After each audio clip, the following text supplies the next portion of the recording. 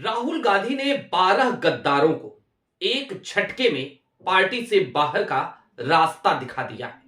इसके साथ ही साथ उन्होंने प्रधानमंत्री नरेंद्र मोदी को, भारतीय जनता पार्टी को भी फंसा दिया है एक कड़ा रुख अपनाते हुए। मामला है महाराष्ट्र का। क्या एक्शन हुआ है और जिस बात पे किरकिरी कांग्रेस की और भाजपा की दोनों हो रही थी, आज की तारीख में भाजपा कैसे फंस गई है और जब फंसी है तो भाजपा किस तरीके से लीपापोती कर रही है, किस तरीके से बहानेबाजी कर रही है और किस तरीके से सिर्फ और सिर्फ बयान देकर कुर्सी बचाने की जद्दोजहद में लग गई है, जो उसका आज की तारीख का चाल चरित्र चेहरा है। सारी बातें जरा विस्तार से करेंगे। नमस्कार, मैं स्वप्निल और आप मुद्दा देख रहे हैं। दोस्तों, आगे बढ़े उससे पहले वही छोटी सी अपील। मुद्दा इन दिनों एक गंभीर आर्थिक संकट से जूझ रहा है। एक तरफ हमारे मेन बैंक अकाउंट बीते लंबे समय से फ्रीज चल रहे हैं, तो दूसरी तरफ हमारे 2.5 साल पुराने चैनल को हमसे लंबे समय तक छीन कर रखा गया था। ऐसे में डे टू डे ऑपरेशंस में मुद्दा को काफी मुश्किलों का सामना करना पड़ता है। लिहाजा आपसे गुजारिश है, यदि आप चाहें, यदि आप सक्षम हो, तो छोटी छोटी मदद मुद्दा की जरूर कीजिएगा। इसके लिए आप स्क्रीन पर दिख रहे क्यूआर कोड या फिर के नीचे दिख रहे यूपीआई नंबर का इस्तेमाल कर सकते हैं। अब आगे बढ़ते हैं। महाराष्ट्र के अंबरनाथ में क्या हुआ था? जाहिर सी बात है, वहां पर 60 वार्डों के जब नतीजे आए तो शिवसेना शिंदे गुट, जो राज्य की सरकार में भारतीय जनता पार्टी की सहयोगी पार्टी है, एकनाथ शिंदे जो उप मुख्यमंत्री हैं, उनकी पार्टी वहां पर विजयी होती है। बहुमत का आंकड़ा उसके पास होता है। लेकिन शिवसेना शिंदे गुट को सत्ता से दूर रखने के लिए अंबरनाथ में वहां पर एक अलग तरीके का गठजोड़ दिखाई देता है, और यह गठजोड़ होता है कांग्रेस और भारतीय जनता पार्टी और साथ ही साथ एनसीपी के बीच, यानी कि शरद पवार। और जैसे ही यह गठबंधन होता है तो जाहिर सी बात है, एक बड़ा ही अजीब सा फेनोमेना दिखता है। चारों तरफ किरकिरी होने लगती है।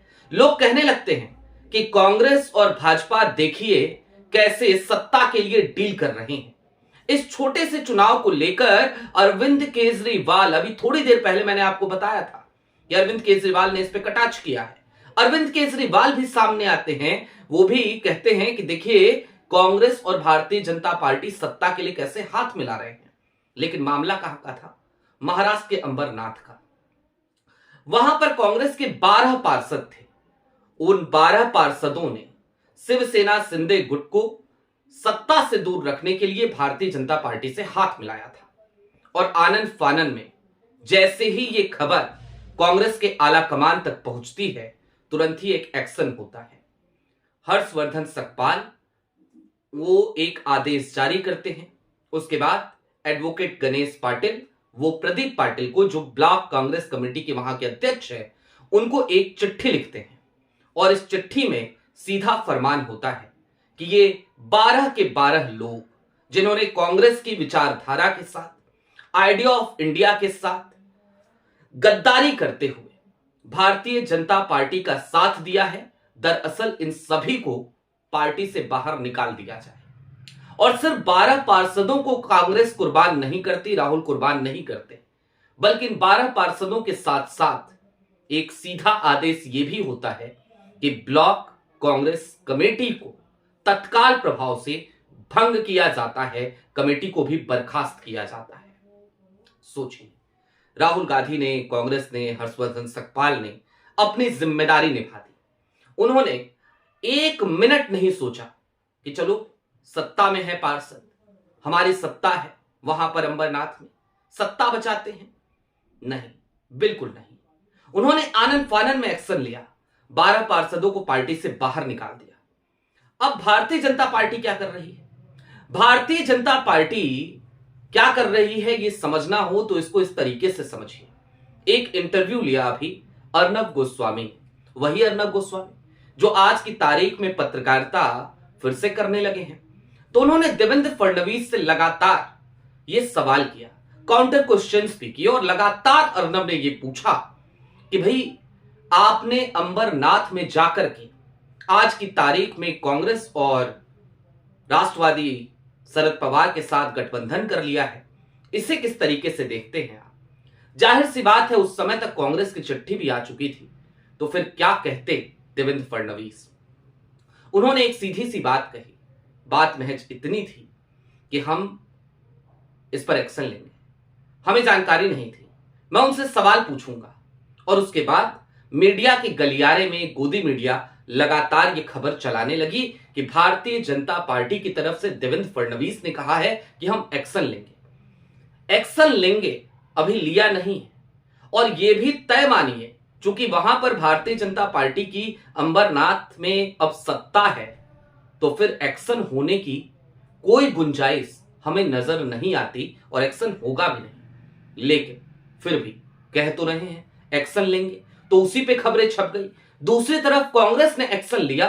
12 गद्दारों को राहुल ने पार्टी से बाहर निकाल फेंका, पूरी की पूरी ब्लॉक कांग्रेस कमेटी को भंग कर दिया। उसके बाद भी ये बात खबरों से नदारद दिखती है। भारतीय जनता पार्टी यहीं पर नहीं रुकी।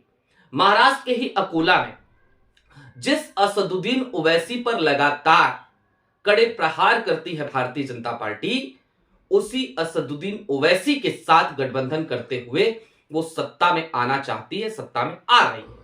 अब जरा सोचिए, भारतीय जनता पार्टी का चाल चरित्र और चेहरा तो आज की तारीख में एक ही है, और वो है किसी भी तरीके से सत्ता में बने रहना, पावर में बने रहना, अथॉरिटी का अपने हाथ में होना। क्योंकि अथॉरिटी छिन जाएगी तो फिर पता नहीं क्या क्या राज निकलेंगे, पता नहीं क्या क्या दिक्कतें होंगी। ये छोटा सा चुनाव था, ये बहुत छोटे छोटे इलाके हैं, लेकिन यहां पर ही भारतीय जनता पार्टी का असली चाल चरित्र और चेहरा हमें नजर आता है। अब चलते चलते कुछ बातें और समझिए। दरअसल आज की तारीख में कांग्रेस ने जो किया है, ये कांग्रेस का वास्तविक चरित्र है। और मैं ये बातें क्यों कह रहा हूं? क्योंकि आज आम आदमी पार्टी ने 29 जनवरी को होने वाले मेयर चुनाव, चंडीगढ़ मेयर चुनाव के मद्देनजर कांग्रेस से गठबंधन तोड़कर वॉकओवर दे दिया है भारतीय जनता पार्टी को। और यह आरोप लगाया है आम आदमी पार्टी ने कि भारतीय जनता पार्टी और कांग्रेस की आपसी मिलीभगत है, लिहाजा हम गठबंधन से दूर जा रहे हैं। लेकिन दरअसल आज कांग्रेस ने एक्शन लेकर एक बार फिर यह साबित किया है कि कांग्रेस, राहुल गांधी हर जगह पर समझौता कर सकते हैं। आम आदमी पार्टी के साथ उन्होंने समझौता कर लिया था, इंडिया गठबंधन का हिस्सा आम आदमी पार्टी को भी बनाया था। सारी बातें भूलकर वो सारी बातें याद कीजिए, कैसे हवा में पन्ने लहराए जाते थे, कैसे फाइलें दिखाई जाती थी, कैसे कहा जाता था कि इनके खिलाफ वो भ्रष्टाचार है, इनके खिलाफ हमारे पास भ्रष्टाचार के ये सबूत हैं। लेकिन केजरीवाल सत्ता में आते ही सब कुछ भूल गए थे। वही केजरीवाल आज जो आरोप लगा रहे थे, दरअसल ये एक्शन किसी करारे तमाचे की तरह है। अब चलते चलते एक बात और समझने की जरूरत है, उसे भी समझते जाएंगे। भारतीय जनता पार्टी अंबरनाथ में एक्शन लेगी या नहीं लेगी, यही वो पेच है जो राहुल के एक कड़े रुख से फंस गया है। राहुल के एक कड़े रुख ने आज साहिब को इस कदर फंसा दिया है कि पूछिए मत, क्योंकि किरकिरी तो हो ही रही है। देवेंद्र फडणवीस के बयानों से कुछ नहीं होगा, बहानेबाजी करने से कुछ नहीं होगा, क्योंकि कुल मिलाकर कांग्रेस तो अब सीधे तौर पर डंके की चोट पर यह बात कह सकती है कि हमारे पार्षदों ने गद्दारी करी थी, हमारे पार्षदों ने गलती करी थी, हमारे पार्षदों के मन में लालच था, हमारी ब्लॉक कांग्रेस कमेटी के पदाधिकारियों ने गलती करी थी, हमने उन्हें सजा दे दी। हमने कहा कि अगर तुम्हें सत्ता चाहिए और कांग्रेस के दम पर सत्ता नहीं आ रही है और तुम भारतीय जनता पार्टी के साथ जाना चाहते हो तो चले जाओ, लेकिन कांग्रेस के झंडे तले नहीं जाओगे, कांग्रेस के बैनर तले नहीं जाओगे। हमें एक वक्तव्य और याद आता है राहुल गांधी का। याद है आपको, राहुल गांधी ने एक बार सीधे तौर पर अपने भाषण के दरमियान ये कहा था कि लोग हमारे पास से जाते हैं तो हम उन्हें जाने देते हैं, किसी को अपना महल बचाना होता है, किसी के पास बैगेज होते हैं, ईडी सीबीआई उनके पीछे लगी होती है, तो मैं कहता हूं जाओ भैया, अपने महल बचाओ। हमें देश बचाना है, हमें लोकतंत्र बचाना है। कांग्रेस अपनी उस विचारधारा को आज फिर से दिखा रही है, चरितार्थ कर रही है। लेकिन भारतीय जनता पार्टी क्या कर रही है? जाहिर सी बात है, इस सवाल का जवाब तो भविष्य के गर्भ में है, लेकिन सच्चाई तो आप भी जानते हैं और हम भी, कि भविष्य के गर्भ में इस सवाल का जो जवाब दफन है वो यही है कि भारतीय जनता पार्टी सिर्फ सत्ता चाहती है और अंबरनाथ में वो अपने किसी भी पार्षद पर कोई एक्शन लेगी, इस बात की संभावना हमें हाल फिलहाल में नजर नहीं आती। हमें नजर आता है तो सिर्फ और सिर्फ बयानबाजी का दौर, सिर्फ और सिर्फ बहानेबाजी का दौर।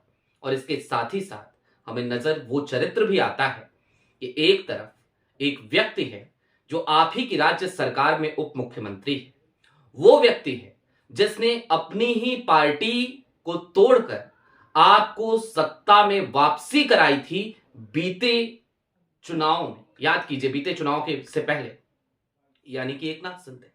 उस एकनाथ शिंदे को एक छोटे से इलाके में रोकने के लिए आपने यदि इस तरीके के कारनामे को अंजाम दे दिया है, तो जाहिर सी बात है ये एनडीए के तमाम सहयोगी दलों के लिए भी एक चेतावनी की तरह है। उन्हें समझना चाहिए कि भारतीय जनता पार्टी का चाल चरित्र और चेहरा एक ये भी है कि वो अपने सहयोगियों को ही खत्म करने पर आमादा रहती है।